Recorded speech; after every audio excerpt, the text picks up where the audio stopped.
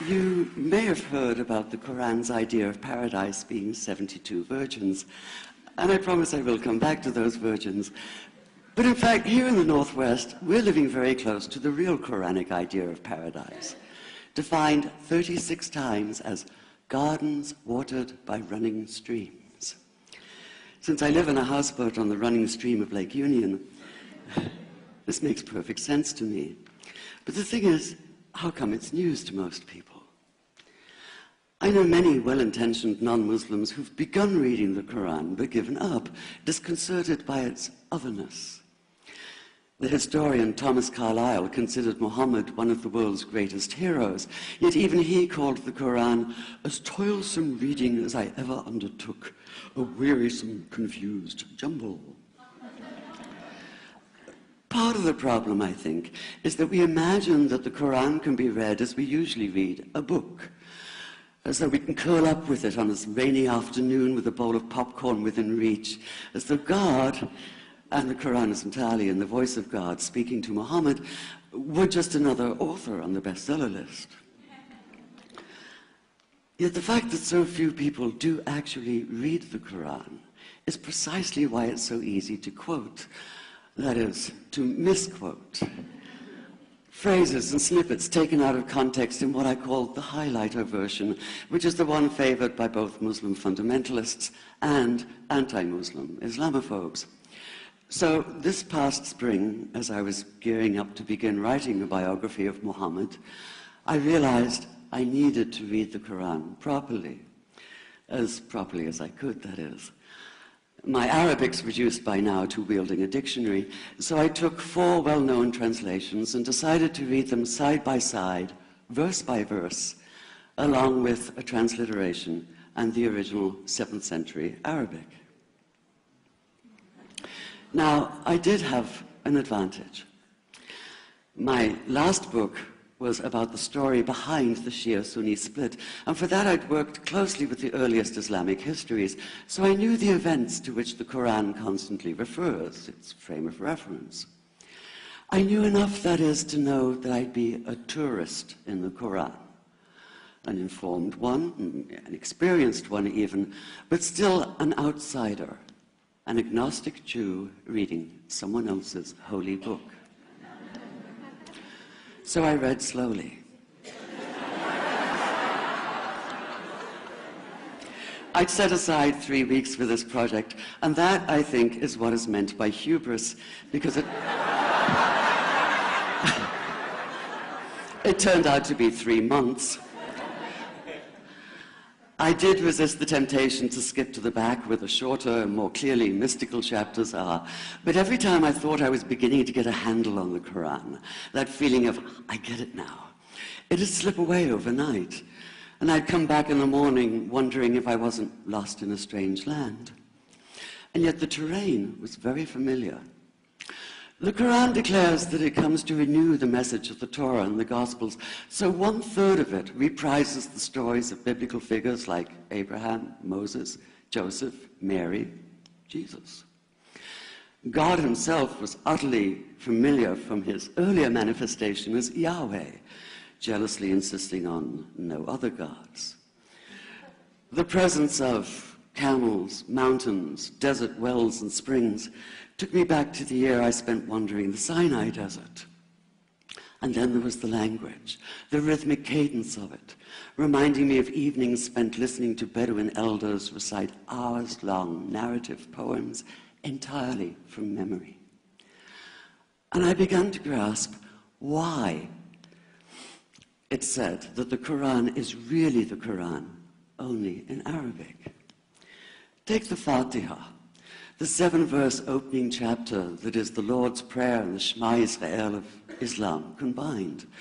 It's just 29 words in Arabic, but anywhere from 65 to 72 in translation. And yet the more you add, the more seems to go missing. The Arabic has an incantatory, almost hypnotic quality that begs to be heard rather than read, felt more than analyzed. It wants to be chanted out loud, to sound its music in the ear and on the tongue.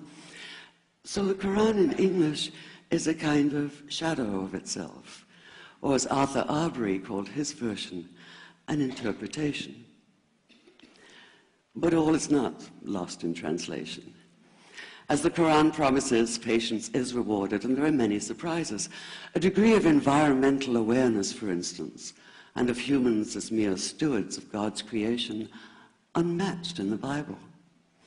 And where the Bible is addressed exclusively to men, using the second and third person masculine, the Qur'an includes women, talking, for instance, of believing men and believing women, honorable men and honorable women.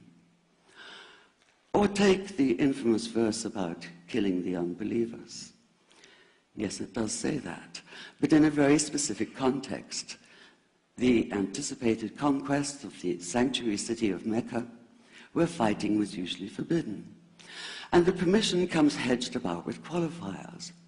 Not you must kill unbelievers in Mecca, but you are allowed to, but only after a grace period is over. And only if there's no other pact in place. And only if they try to stop you getting to the Kaaba. And only if they attack you first. And even then, God is merciful, forgiveness is supreme, and so, essentially, better if you don't. This was perhaps the biggest surprise. How flexible the Qur'an is, at least in minds that are not fundamentally inflexible.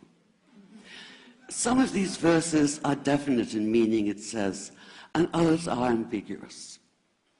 The perverse at heart will seek out the ambiguities, trying to create discord by pinning down meanings of their own. Only God knows the true meaning. The phrase, God is subtle, appears again and again. And indeed, the whole of the Qur'an is far more subtle than most of us have been led to believe, as in, for instance, that little matter of virgins and paradise. Old-fashioned Orientalism comes into play here. The word used 4 times is huris, rendered as dark-eyed maidens with swelling breasts, or as fair, high-bosomed virgins. Yet all there is in the original Arabic is that one word, huris. Not a swelling breast or high bosom in sight.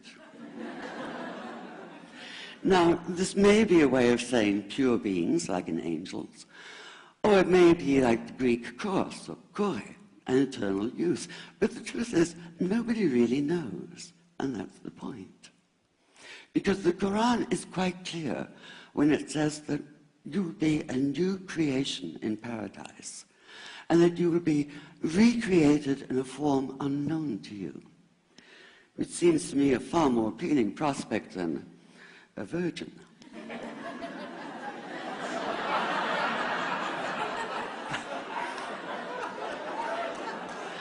And that number 72 never appears. There are no 72 virgins in the Qur'an. That idea only came into being 300 years later, and most Islamic scholars see it as the equivalent of people with wings sitting on clouds and strumming harps.